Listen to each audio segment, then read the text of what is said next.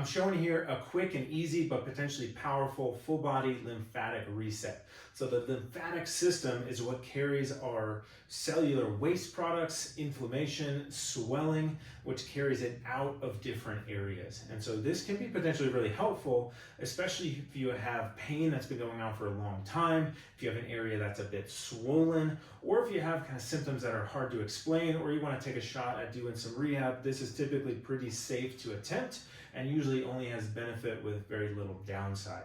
So what we're going to be doing is stimulating 6 areas on both sides of the body. We're going to be doing them in order because the lymphatic system has kind of a specific flow to it. So we're going to be doing them in order, and we're going to be doing some rubbing and patting. So that can sound a little weird, but we don't want to push too hard. We're not trying to dig into anything. We're trying to get some friction, some heat, some light pressure. So that's kind of what I'm doing. This is not a spot, but I'm just showing you on the arm kind of this pressure, and then we're going to be doing some padding. With the lymphatic system, if we dig in or push too hard, we can actually compress the vessels, and that's not quite what we're going for here. There's times where I do a trigger point release into a muscle, but for the lymphatic system, we typically want to create some dilation. So that means a little less pressure. We want some rubbing and some padding. We're trying to get fluid flow. So the 6 spots in order are your collarbone, the base of your neck and jawline, the shoulder and armpit region, the abdomen, the hips or hip crease of the hips, and behind the knees. A lot of this comes from a guy named Dr. Perry Nicholson, so I'm not going to steal credit for all of it. So with all that preamble aside, here we go. So we got the collarbone. So I want to rub along the collarbone, above the collarbone, and below the collarbone. We're going to go at least 10 seconds, but probably less than 30 seconds each spot. If you want to get a little deeper in there at the base of the neck, you can. And then I'm just going to kind of pat this area kind of rapidly like that. Nothing should be painful. So if it's painful, push less hard. So I'm rubbing now on the other side, top, below, on the collarbone, 10 to 15 seconds, and patting there. Now I'm going base of the neck and jawline. So I can do this with both hands here. So I'm kind of behind there, underneath, almost like a pediatrician that's checking for some swollen lymph nodes.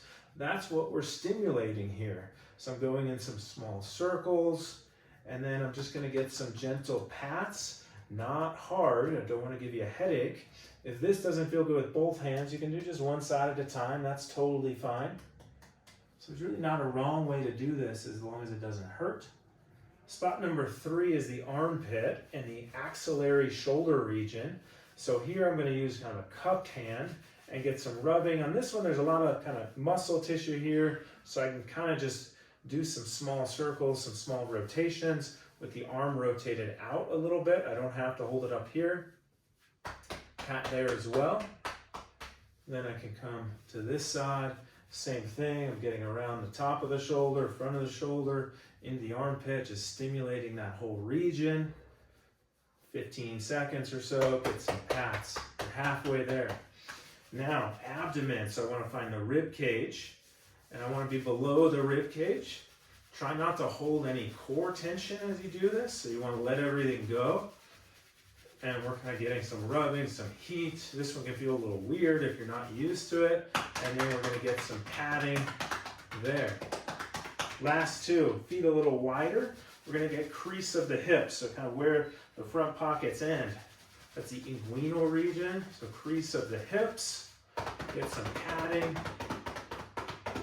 Final one, you're going to come down back of the knees here, rubbing up and down, some small circles side to side.